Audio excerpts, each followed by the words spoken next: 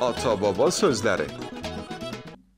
خوب خیلی خوش اومدید، خوشحالمون کردید. و آقا جون، شب روز ترویج خویشاوندان، شب روز مهمانی خدا، شب درختکاری، روز پیوند درخت با مهمانان، ببخشید شب روز ترویج فرهنگ مهمانی و پیوند با خویشاوندان مبارک.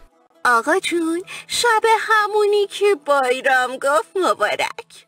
ممنون، همونی که بایرام گفته شما هم مبارک باشه.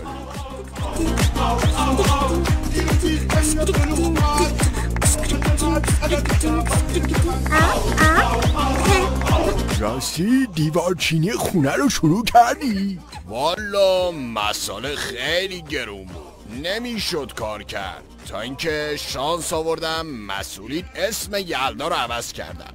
الان خیلی بهتر شده، خیلی. آره خدا حفظش کنه، مشکل بواسیر منم حل شده.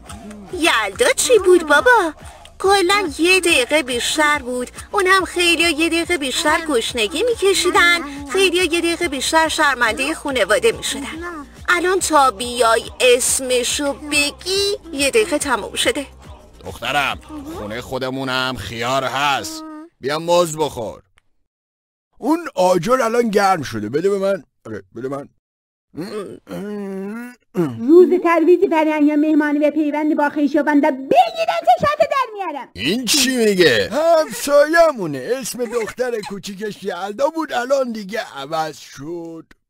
اون وسیله جهت پیوند نمک با خیار رو بده من. بفرمایید.